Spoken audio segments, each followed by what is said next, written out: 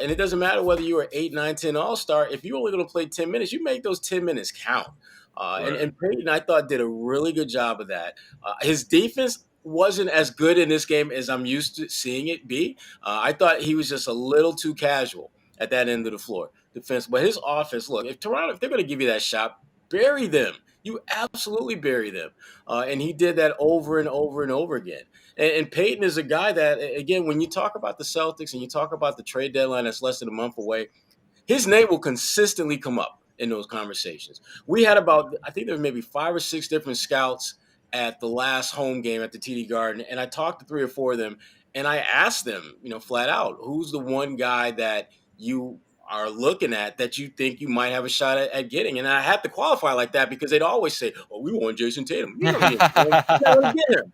But the consensus that they all said was Payton Pritchard, and I asked, "Well, why?" Yeah. Because they think he's the odd man out for this team going forward. And and again, one scout pointed out how you look at what they have in Marcus Smart, you look at the versatility they got in Malcolm Brogdon, you look at the kid in the G League, JD Davison, who they think is going to be really, really good for the Celtics.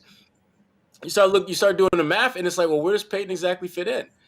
That's why these moments that we saw in Toronto are so important, because it reminds everyone that Payton, when given an opportunity to play, can get it done. That's why you'll hear teams like Golden. I told John Sherrod he has some value. Is it a ton? No, it's not a ton, but it's enough to where there's enough interest where teams might try to get creative and lure him away, and could potentially overpay to get his service. Like if a team went to Boston, let's just say a team that would probably pick somewhere in the middle of the first round, and they said, "Yeah, we'll give you our unconditional first round pick for Payton." You take that deal. You think so?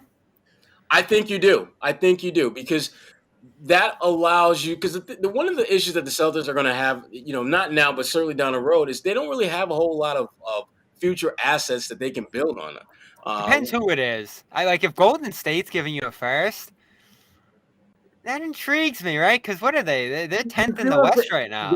They're a 500 team. Man. And so those are some of the decisions that you have to make. But nights like this remind you, as a Celtics fan and as a Celtics front office, why you like having him on your side. Because that's what Josue talked about. Yeah, Josue said he's not trading him because of that.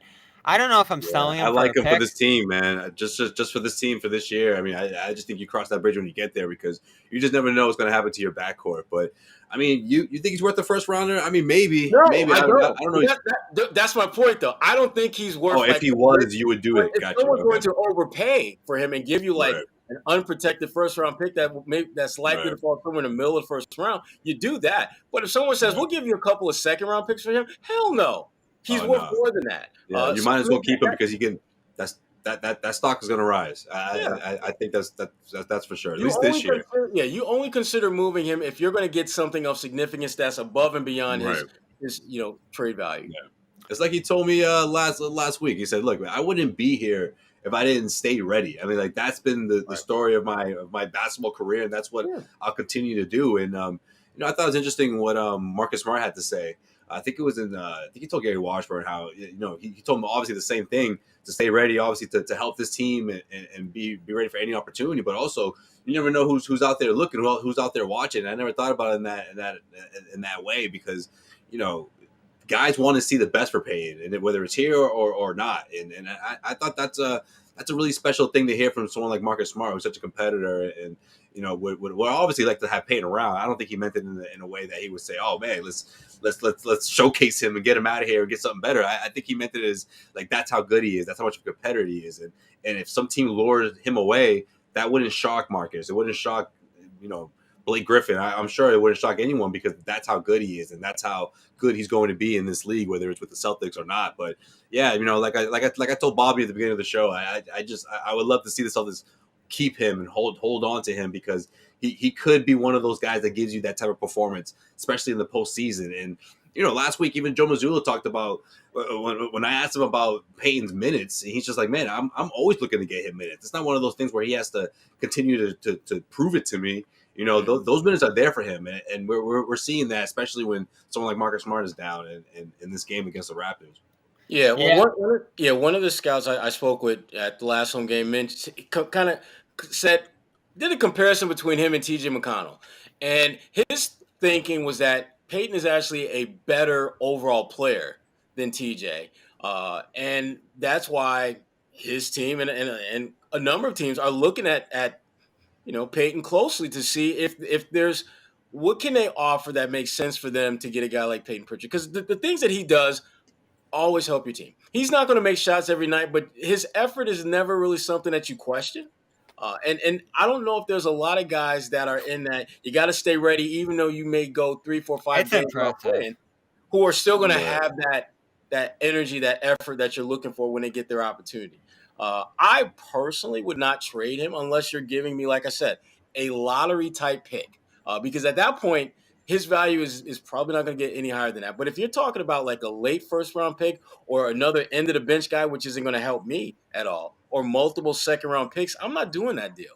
And I don't, and it kind of goes back to the point that you made, Josue. I like having him around in case of an emergency, like tonight. I like having a guy that can make shots. And frankly, you look at that bench, Malcolm, yeah, It's a tough one, Sherrod. We had the conversation already. If you're fully healthy, he's not playing. And right. if you can get a first for a guy who's not playing for you, that helps you reload into the future. Maybe draft a guy who's better, keep another cost control guy. I know You Pritchard guys has one giving more up year. on Sammy? You guys giving up on Not Sam yet. Hauser? Not yet. Because, I Not mean, yet. Okay. well, All here's right. the thing about Sam. All right. Sam, he's no longer the only, one or two guys to play in every single game this season. That mantle belongs to our good friend Derek White. He took a Um, DMP tonight, as yeah, well as Golden State. and and he's had back-to-back DMPs, and this game I thought was really going to be telling to see if he truly fell out of the rotation, which he has. Golden State, I understand what happened. The Celtics basically played their playoff rotation, and Sam's not in it, and I get that. But you're down Tatum, you lose, Marcus, you lose Time Lord. It's kind of all hands on deck essentially, except not you tonight, Sam. You stay right where you are. Ain't nobody got time for that. They said Yeah, no Sam. so he's fallen out of rotation. But listen, there's enough time left in the season where I think he can play his way back into it. Because remember, there was a time where Payton Pritchard was nowhere to be found. He was well out of the rotation, and he Right. made the most of 4 or 5 minutes here, 5, 6 minutes there, and the next thing you know, you got a game like this where they absolutely need him to do what he should be doing in the NBA, which is knocking down shots. Same thing with Sam. It's going to take a minute for him to kind of gradually get his way back into the mix. But I do believe between now and the end of the season, Sam Hauser is going to get back on the floor, and he's going to win them a game or two, I think, with his shot making. I'm confident that he's going to do that. It's probably not going to be down in Florida this weekend, but it's going to happen this season. I'm very confident he's going to do that this season. Yeah, he's in a tough. You gotta play if you're a guy like him to regain that shooting rhythm. And right now, it doesn't look like he's going to have minutes unless Oh man, you deal with some other injuries down the line here. He Yeah, might not be here. I don't know if you ask me. We'll see. we'll see what happens. They like him. They love him. All they said all off season, and all they said through this slump. And I talked to him in Brooklyn, is that he'll find himself again. But you wonder if he's lost that spot to Pritchard. Even before the injuries tonight, Pritchard got some run in that first half in place of Tatum. Yeah. So I think you saw that shift. You saw them sneak in Justin Jackson in that Charlotte game. Yeah. So they're trying some things to work around that. I mean, when Joe told me about getting Pritchard in there, regardless, I think that was a strong indication of. I don't think he has that same sort of mindset when it comes to Hauser. Like, I got to get him in there. I got to find minutes for him. So, yeah, at least right now, I would say that's a safe bet. We got to close with Grant, our Brownie guy tonight. I think deserves a good stretch of conversation to end this show. Yes, but a week after coming back home, from Charlotte, now he's putting in his best game of the season for sure.